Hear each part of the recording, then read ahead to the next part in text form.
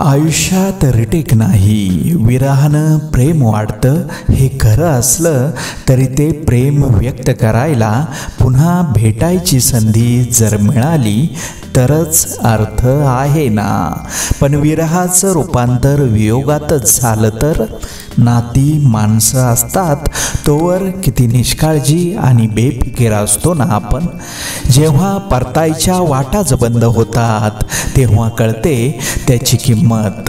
पण तोवर काळाने पान उलटलेलं असतं आणि आपल्या हातात फक्त आठवणींच्या जखमांचं दान असते. म्हणूनच या जन्माचा प्रत्येक क्षण आसूसून जगायला हवा.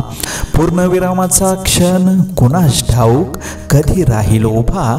सकाळी उठताना कंटाळा येतो, मग करून बघा विचार, सगळ्यांच्याच नशिबात कुठे असा सूर्य. कुणी बिचारा झोपेतच जगाचा निरोप घेतो, मग बिछाना सोडून ताडकन उठावंसं वाटेल, आळसाला राम राम ठोकावासा वाटेल. नोकरीवर जायचा कंटाळा आला तर जरूर आठवा ती बेरोजगारांची रांग. स्वयंपाकाचा कंटाळा आला तर आठवावी खपाटीला गेलेली पोटं. अभ्यासाचा कंटाळा आला तर डोळ्यासमोर आणावी ती अर्धनग्न कळकट मुलं, ज्यांना भीक मागण्यासाठी हात पसरावे लागतात सतत. त्यांच्या हातात कुठून येणार पाटी. भूतकाळ माझा नाही, भविष्यावर अधिकार नाही, पण वर्तमानातला प्रत्येक क्षण फक्त माझ्यासाठीच आहे. म्हणून तर वर्तमानाला इंग्लिशमध्ये प्रेझेंट म्हणतात. हे प्रेझेंट, हे बक्षीस आपण सर्वार्थानं उपभोगायला हवं, सजगतेने जगायला हवं. सुदृढ शरीराचा लाभ न घेता व्यसनाधीन होऊन छातीचं खोकं आणि किडनीची चाळणी करणारी मंडळी पाहिली की अस्वस्थ व्हायला होतं.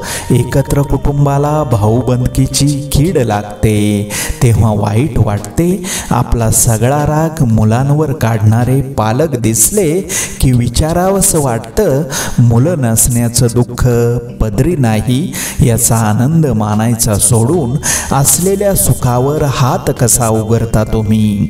अरसिक नवरा किंवा बायको पाहिले की त्यांना लग्नासाठी झुरणारी मंडळी दाखवावीशी वाटतात.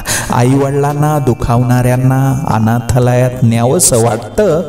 सतत रडवेला मुखडा घेऊन जगणाऱ्यांना हॉस्पिटलला व्हिजिट द्यायला पाठवावंसं वाटतं. जगण्याचा कंटाळा आलाय असं म्हणत इतरांना कंटाळा आणणाऱ्यांना, कॅन्सरशी झुंजणाऱ्या पेशंटना भेटवावंसं वाटतं. श्रीमंतांच्या श्रीमंतीचा हेवा करत कुडणाऱ्यांना इस्टेटीचा वादावरून झालेला रक्तरंजित इतिहास वाचून दाखवावासा वाटतो.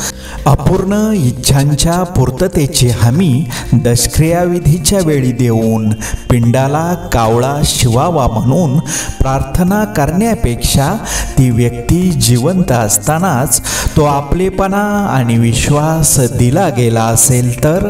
शूटिंगमध्ये शॉट चांगला झाला नाही तर रिटेक करतात, म्हणजेच पुन्हा तोच सीन करतात.